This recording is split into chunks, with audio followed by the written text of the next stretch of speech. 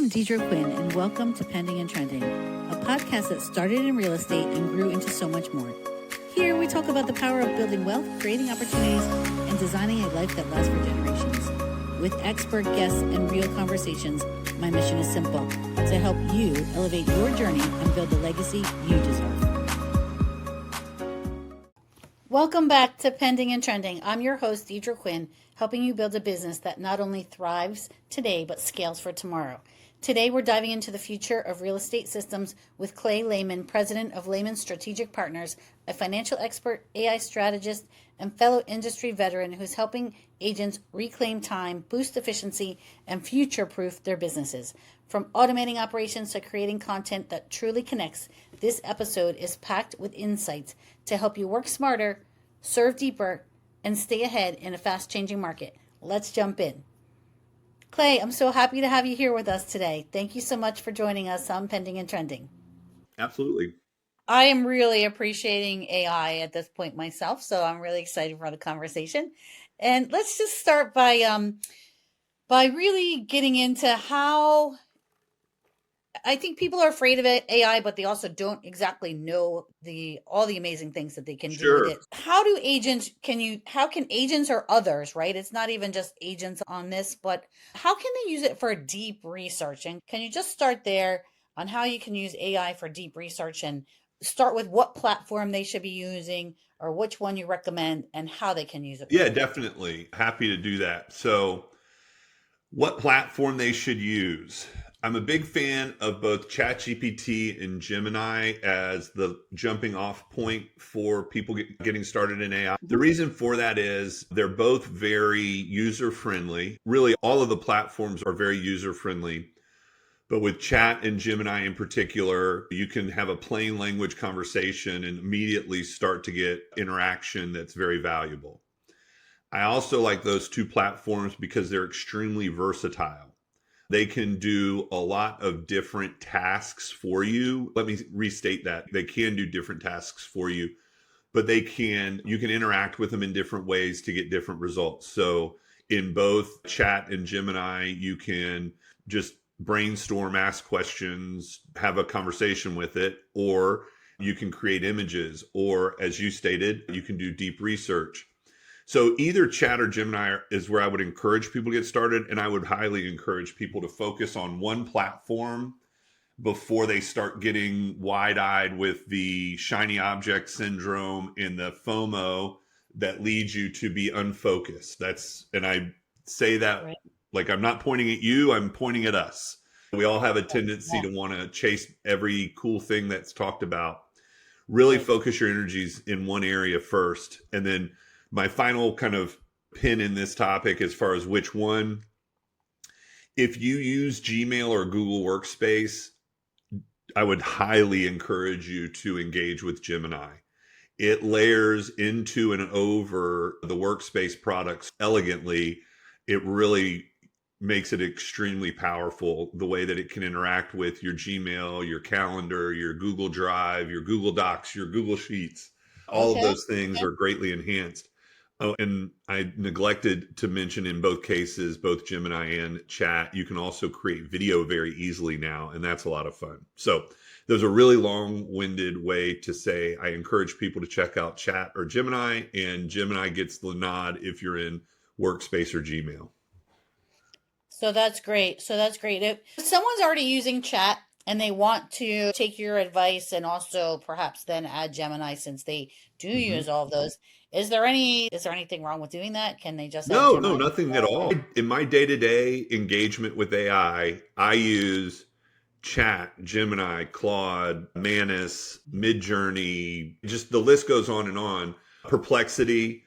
But I know from my own personal experience, the temptation to jump around, and especially when people are first getting started, I think that's a great way to get overwhelmed, is to be trying to do too many things at once.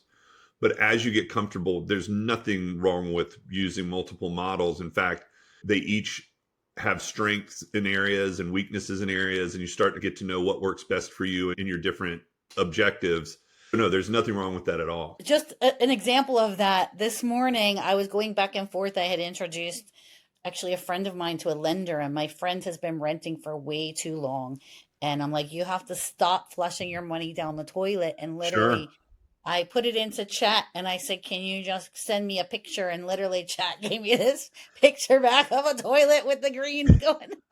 And It's so much I fun. sent it to both of them, and I was like, Yeah, it's really fun. And then let's talk about time, because if I had to do that in myself, I never would have had the time to exactly. go into another platform and design a Yep, picture. But it might have taken me 60 seconds to have that, put that prompt in and have that picture back. So it's that's pretty cool. great. So let's talk about the time recapture and Yeah. how you can actually build a business that runs using AI, eliminating, automating, delegating, and yet not losing that one-on-one with customers or clients.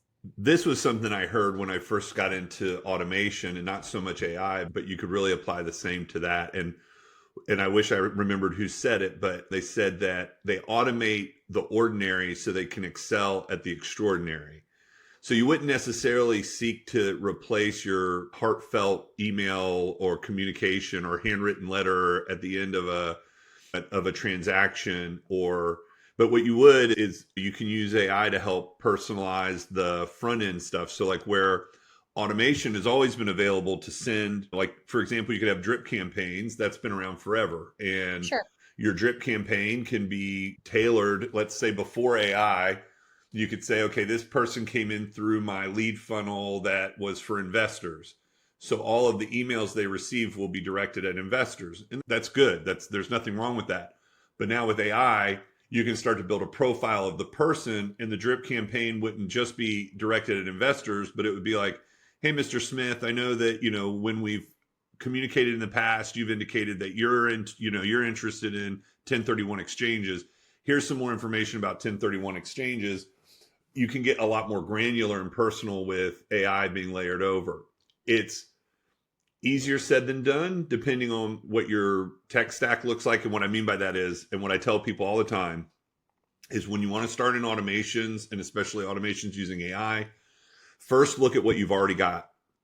A lot of your CRMs now are starting to evolve to include, excuse me, most of them already are going to have automations. They're getting more and more sophisticated with their AI offerings. So I would look Right. there before you start trying to build your own thing. But in terms of buying back the time, eliminate, automate, delegate, the first thing you have to do, and this isn't like the sexiest thing in the world, but you have to document your processes. And because you can't really eliminate, automate, or delegate until what you're trying to eliminate, automate, or delegate. But the good news is AI makes that super easy. There's a book that I'm a big fan of. It's probably my number 2 favorite book in all of business books, and that is Buy Back Your Time by Dan Martell. And in that book, he talks about what he calls the camcorder method, which we could now call maybe the loom method. But he would literally, and he said this dates him, but he would literally set up a camcorder and record himself doing tasks. And then he would use that to then kick off this documentation process. Now with AI, with products like Loom, Loom is if you're not familiar, it's a product that allows you to record your screen and then yourself doing whatever. It doesn't have to be a process, but in this use case, you could record yourself doing a process. Or if you're training somebody, I don't really train my employees anymore unless we're on a Zoom or a Loom or some kind of a thing where we're recording and creating a transcript. Even if we're sitting at the same desk and they're watching me, I Yeah. record it, because then that gives you the power to extract the transcript. Mm-hmm. And with AI, you can feed that transcript to your AI and say, turn this into a standard operating procedure. And so what used to take forever and not get done, frankly, in documenting processes, you can do it in a few minutes with using AI like that. Yeah, that's brilliant, isn't it? Well, Got it a makes time. it a lot easier. Whew. So, have you had any experience with the AI pendants that, oh, tell us about that. Let's share. What a great question. Yes, this one is newer. For me, I just got this maybe in the last week or so. Prior to having, this is a limitless, by the way. Okay. limitless pendant. What I had prior to this is called Plaud, Plaud. And I'm a big fan still of Plaud. What Plaud does, and I don't have it with me, I left it at the house, but you can attach it to your phone. It's like it'll attach as a magnet. It doesn't have to be attached to your phone. It records, it's a voice recorder. It's that simple, but what makes it more powerful is it's a voice recorder that automatically feeds into AI. And then when you're done with your meeting, you get a transcript of the meeting, but then you also get a meeting summary. And then for me, the biggest power is you get to-dos. You get your tasks that you've committed to. Because I'll tell you something, when I tell you I'm going to do something, I mean it with all of my heart and soul. But I might forget. In fact, I'll probably forget. So having something like that to document what you commit to during a meeting for me is priceless. Now, the other thing what led me to even start down this path was I like when I'm in meetings to have notes, to take notes. But what I found was if I'm writing notes down, I'm not paying attention to what you're saying and I might miss something. And also, not for nothing, my handwriting is atrocious. And then what am I going to have? A stack of notebooks that someday I'm going to go say, well, what did we talk about? And then I'm going to find it. So that's what started me down that path. Now, I switched from Plaud to Limitless. Some friends of mine had Limitless pendants, and I noticed that I liked the interface. The user experience was a little, in my opinion, cleaner. Some of my favorite uses for it are in-person meetings is an obvious one. So when I'm meeting with someone, and I always make clear, and I just say, this is my AI note taker. Do you mind if I engage this while we're talking? And I haven't had anybody say object to it. The other thing I like to use it for is when I go to conferences. So I do two things when I'm in a workshop or whatever, and the presenter puts up their slides. I used to take pictures of it, would never revisit those pictures. What I do now is I have a chat GPT chat going, and each time they put up a slide, I take a picture of it in that chat. And what that does is chat then reads the slide, adds additional context, and then is keeping track as you're going. And so I'm taking pictures of every slide. And then at the end, I can use that to either create a knowledge document for my team to learn whatever it was I just learned, social media content, etc. At the same time, I'm recording the talk with my Limitless or my Plaud. And then I upload the transcript. And now I have this tremendously robust thing where when I used to go to conferences, I would get something out of it, maybe some little nuggets. Now I get so much more out of the conference that actionable things that I can take back and actually do something with. It's increased the value I get out of my conferences tremendously. I have to do that. So I just went to a couple conferences and I come back with a lot of notes and I put them all together and I present to my team. But that is just amazing because so if you take the pictures in your chat on your phone and then you can add all of that, that's fabulous. The other thing that's cool about it is when you take that picture of the slide, it also goes in your camera roll. So it's not you have to dig around for it. If you wanted to send it or include it in whatever you're putting together, it's right there for you. So yeah, it's a huge life hack. It's really powerful. Love that. Love that. See, I learned something new every day. This is awesome. Fabulous. I know, me too. That's one of the things that drives me in life is just an intense curiosity. I love learning new things. Yeah, that was one that was a lot of fun. Same. And I feel like this AI stuff is like it's constant. I'm on such a journey right now. And I'm like, wow, that's brilliant. You know what? Yeah. If I had that in my back pocket, I would have had all these things like so much better prepared for my team. And I love the SOP part as well that you mentioned. I think that's really great and powerful because I feel like that's one of the things that doesn't get updated, doesn't get changed. It's like no, it has to live and breathe, and that's that's one of the things that I'm trying to work on developing because I still own my title business. I have my real estate brokerage, and it's really been helpful in our title business. And what I'm working on and haven't developed yet, but is how do I implement some type of either, because in Gemini, we're all familiar with custom GPTs where you can train ChatGPT to do specific tasks. Gemini has something similar called gems. And so what I'm working on is figuring out how to kind of layer in those process documents into a gem so that if you have a newer employee, the thing I always try to get to is how do I train people more quickly, get them effective more quickly, make them more effective in their existing positions, And I feel being able to pair them, it's almost like putting them in an Iron Man suit, right? Like where Right. if you can take your organizational knowledge, your culture, and your process, and bake that into this Iron Man suit, where when they're working and they have a question, they don't necessarily have to run down somebody. They can go, "Hey, have we run into this in the past?" And then your little AI assistant can help figure that Yeah. out. I know that's Yeah. something that's very possible. I'm just still working on getting it effective and working without kinks. Yeah.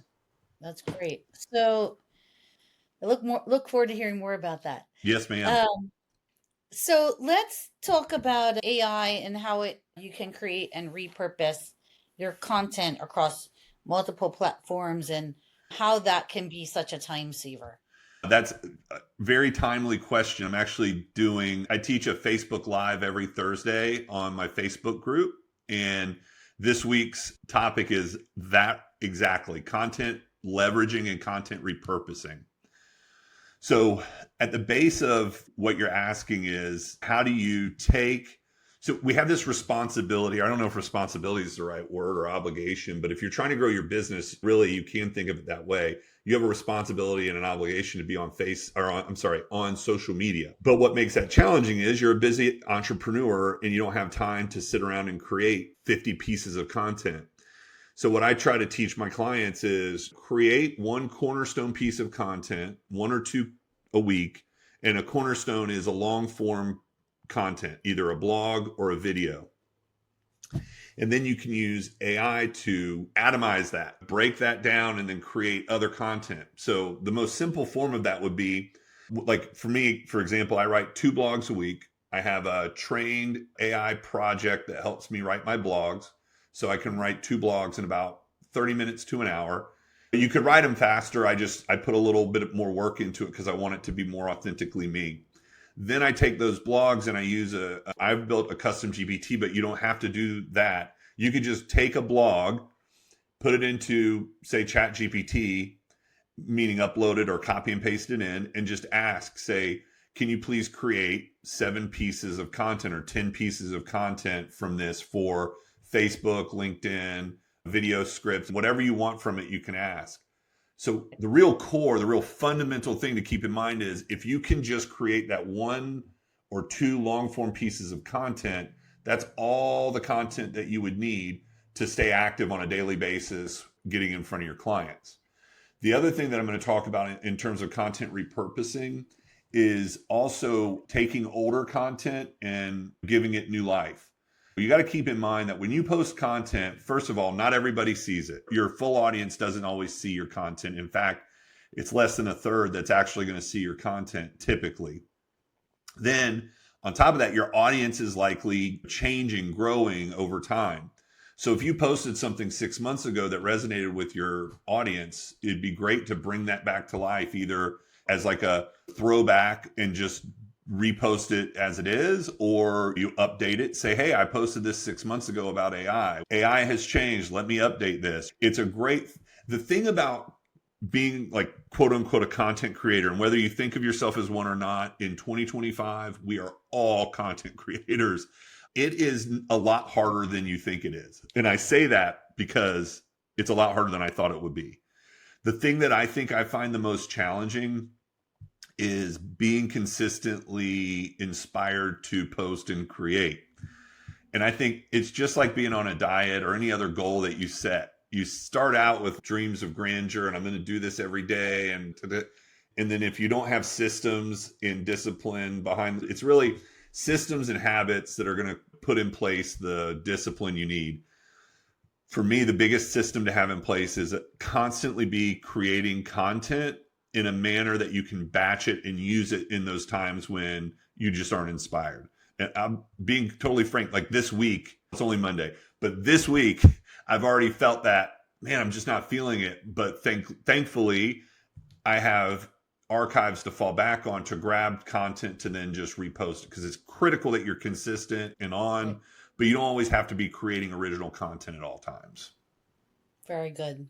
You're telling my story there. You're telling my story. It's all of us. I think it's all of us. I think that's why it resonates, it's all of us. I do have a question on, please. AI is open. The platforms that you're talking about are open. Can you talk about, like, open versus closed AI, and like, what is that? What does that look like? And what does it matter? Does it matter? Oh, it Like, does matter for sure. And before I start down this path, I'm happy to talk about it. I just would put on the caveat that I'm not like a systems architect expert on security, but I will tell you like what I understand about the different platforms.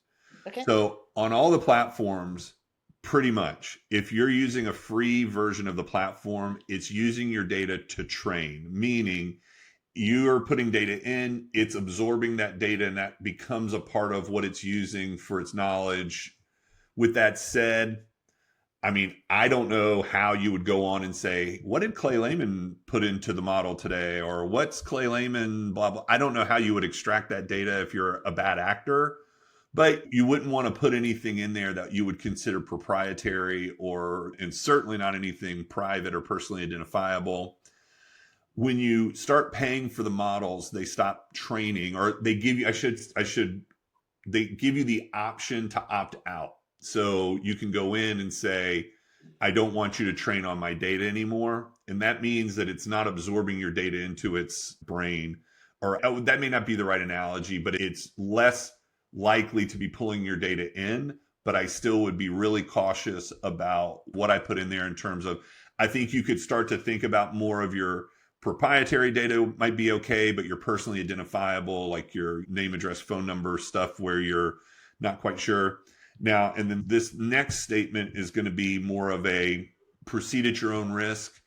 Gemini, when you pay for Gemini as a Google Workspace user, it applies the same security platforms or the same security protocols as you get on your emails and your Google Drive. And so what that says to me is if I feel safe putting it in my Google Drive, then I feel safe interacting with it in Gemini. I think this is a very new and emerging area. I would, if you're a part of a larger organization, work with your IT to understand what your limitations or what you should be careful about. I still am not willing to put in social security numbers or anything that's bank account numbers or things of that nature. But in my Google Workspace, I feel I'm more at ease in working with some of the proprietary and some of the things that I might not upload into chat and certainly unpaid. It's really, and if you're using it for free, it's like anything else, there's a cost. And the cost is they're going to use your data to train their models. If you're paying, you can opt out. I personally opt out of the training because I just want to limit the access to my data. And then if you're using Google Workspace, then you're under the same sort of security protocols that you are in Google Drive and email. So anything you feel comfortable uploading there, you should feel comfortable uploading into Gemini under that paid model with Workspace. That's great. That's great. I hope that our listeners really heard all that, and it's really important to do that. I think a lot of people have the paid ChatGPT version now, but to make sure that they limit it where they can, I think that's great advice and really good to know about Gemini as well. Let's switch gears a little bit Sure. and talk about how you and use AI and automation to redefine the structure of modern teams, and how do you do that? It's a broad statement, very aspirational. What I'm trying to do, and in particular my team, is I'm not trying to eliminate anybody. I love my team and I want to grow our team together. So I'm not using it to necessarily eliminate anyone, but what I am trying to do is help my team do more with less. Try and eliminate the opportunities for error, try and eliminate the opportunities for things being missed, and elevate sort of the experience that we're able to give to the customers. And so the things that, I try to automate are anything repetitive. One of the things that I will use my dying breath to eliminate is where you enter things into multiple systems, the same thing over and over again. That drives me crazy. Where possible, I try to find the path of least resistance to tie systems together. So if they have like native integrations, like sometimes email and like your production software or your CRM will speak to each other just without any midpoint.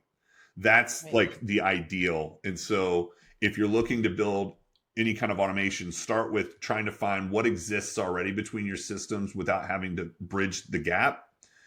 But if there isn't anything that natively talks to each other, then there are systems. One is Zapier, another is Make, and then the newest kid on the block is N8N. I can't really speak to the new one. I use Zapier and Make. They are very powerful and you can engage with them. They can be a little complicated, but wait, there's more. AI makes it so easy to engage with these programs. So what they do is they create a bridge between two programs that may not talk to each other. So you can set it up to say, like for us, one of the automations I have is when we get a new transaction in, I have an automation that adds it to our closing calendar and adds it to our, what we call our backlog. So our report that we use, our production report. Right. And what that does is that means that someone else doesn't have to do it. Now, did that take them an hour? No, it probably took them 5 minutes. I would rather save 5 minutes 500 times a year than maybe save that hour, because probably the hour thing is something that requires their own genius. Anybody can enter these things in. So that's what I seek to do, is try and bridge between systems to eliminate the opportunities for error. And like our mantra is 1% better every day. That's all I ask of everyone, is let's seek how we can get 1% better every day. And just finding those 5-minute things that you can eliminate that you do over and over again is a huge lift. That's great. I like that a lot. That's great advice. Let's talk a little bit about specific AI prompts. Okay. And I think that's something that can help our listeners perhaps uncover the next steps if they know the right prompts. And I'll let you take it from there. Yeah, the prompt is the instruction that you're giving the AI model to tell it what you want it to execute. And I think the best way to think about your AI is as an assistant or an intern or like a human. Now, I don't mean you think of it as human, but I think of what you would do if you wanted a human to do a task for you. You wouldn't give it the minimal amount of information. You would give that human the information you felt like it needed to accomplish the task. And AI is the same. It wants to please you. It wants to bring you what you need, but sometimes it may not understand it. So the better your prompt is, the better your results will be. But again, good news, AI can help you with your prompts. So, if you don't know how best to prompt your AI, say, here is what I want you to do. Can you help me generate the prompt to accomplish this? And then it'll give you a much better prompt than you probably would have come up with on your own. So if you don't know what prompt to use, ask AI.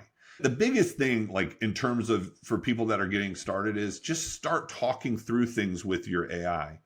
Any questions that you're thinking through, anything you're brainstorming, anything you're struggling with, you just start talking to it like you would an advisor and say, man, I really can't figure out what content to post today. Can you help me with that? And it'll likely start you down a path of who are you trying to reach and what is your area of expertise? What are you doing? And it'll be that thought partner to help you extract whatever it is you're working on. And the same is true, like I said, for if you want the right prompt, ask AI to help you form that up. So I don't know if that's a cop-out answer, but that's exactly what I do, is whenever I'm trying to figure out how do I want to ask AI to do something, I ask AI to help me understand how to ask AI. So kind of meta.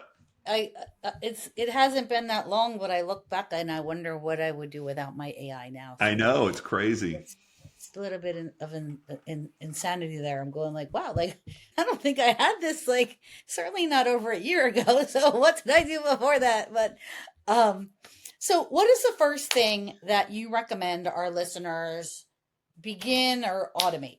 Okay.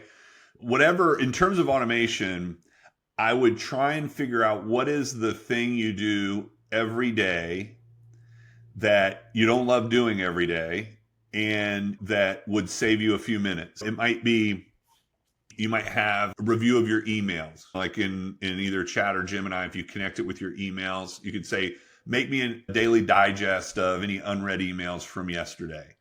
And I've talked a lot about some advantages in Gemini. Let me go ahead and give a vote to Chat for its task feature, because you can tell Chat GPT, do this every day at this time. and it will do it every day at that time. So it could be, hey, check, the news and let me know what's going on in the world, or give me, or if you wanted to say, have a weekly market update, you could say every Sunday night at 10 p.m. run the market update so that I have it at 6 a.m. Monday to create content off of it. Or so again, like I said, the daily digest, the emails, look at my calendar, tell me what I have coming up in the coming week. Or you can have it help you with writing emails. And I'm always a little hesitant to say, hey, let's hand off writing emails, simply because I'd be okay with a lot of routine emails, but some of your communication you may not want to have written. Other things you might automate as an agent might be some of your transaction steps. So if you were to say, create a task list for your listings and say, okay, I have a new listing at 123 Happy Meadows Lane. It goes live on November 10th. So on November 14th, on November 24th, remind me to check in with the seller on activity, or anything that's like routine. Think about how you can recruit AI to either do it or help you do it. I think one of the things people fear about using automation and AI is losing authenticity. And that's important to bear in mind, because if you do it poorly, either automation or using AI, you'll lose your authenticity. But if you're thoughtful about it, it'll just become a support for that. Meaning, if you don't just say to AI, hey, send my client an email telling them I'm thinking about them, that's probably not going to be that effective. But if you say to your AI, remind me to send an email, and when you give me the reminder, just give me a couple bullet points that I can touch on to include in my email. So you're writing the email, or maybe you even have it do a draft. You're maintaining that control over it. I think when we lose authenticity is when we cede everything over to AI or automation. As long as you still keep your fingers in it, you should be able to maintain that. Now, there are some brilliant people out there building brilliant tools with AI that will take over and will maintain your authenticity. I'm not that brilliant. My stuff, I still like to engage with, because I want to make sure that when my end user receives it, whether that's in content I'm posting or communication, that they feel me in that. Yeah, agreed. So you have made a business out of helping others and with their AI. And who do you help? How do you help them? What do you do for them? And I'll let you talk about that a little bit. Sure. Yeah. Thanks for asking. I appreciate it. So I'm in the process of launching a school community. School is a platform. It's social-ish kind of platform where you can bring people on. It's a paid community where, I'm going to be sharing my frameworks. The main thing I work with people on is marketing and business development strategy.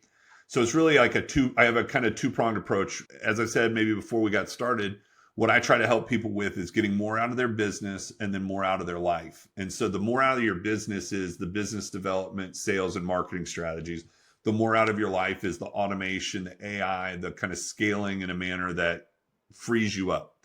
And it all comes out of my story. I've been a small business owner for 16 years, mostly in the real estate space. I struggled for maybe 8 or 9 years as the sort of overwhelmed, overworked founder, and then started work my way out of that to where I was in a position where I was spending a few hours a week on a business that was scaling nicely. That's what I want to help other people with. So I help them by first thing we do is break down their marketing funnel, look at where are the holes, where are they losing people. We start with establishing their foundation, their why, who they are, their mission, vision, and core values. Who is their ideal client? And then where are the intersections between who the agent is or who the client is and who the ideal client is. And then we start building their content map so that they become an authority in their space. We want you to go from chasing leads to having leads engage with you. I never want to overstate things. Chasing you is a little strong, but we want you to be able to grow your business organically so that you can choose to have paid leads, but you can also grow through organic growth. And then as we get that in place, then we start looking at, okay, how do we free you from the prison of small business ownership? Because that's what it becomes. You start your small business, you think I'm going to have all this freedom. And then you look up and you're on the phone on vacation, you're at your kid's ball game, you're over in the corner talking a deal. And I want to help you get out of that prison. Right now, the big push for me is come join the school community. I'm going to be sharing tons of value for a very low cost. The monthly cost of the school community is $47. but I'll be sharing custom GPTs, AI tools, frameworks, live trainings, all that good stuff. Yeah, I'm excited about it. That's the main thing, that the way I like to engage with people now. Excellent. Can you tell our listeners how to join? Absolutely. So if you want to just shoot me an email, I'm Clay at imclaylehman.com, and I can get you the link to sign up for the community. That's excellent. That's excellent. And then you also do, you mentioned a Facebook, Yes. and I think I followed you. And is that Unstuck? Is Yeah, that that's right. So my Facebook community, which is 100% free, and I continue to maintain that and will do so going forward. If you search Unstuck AI in Facebook, it'll come up. It's a longer name, Unstuck AI for real estate and entrepreneurs, but just search Unstuck AI and join. I teach a free live class in there every Thursday, and then we have a great community now. I think we're approaching 2,300 members from all over the world.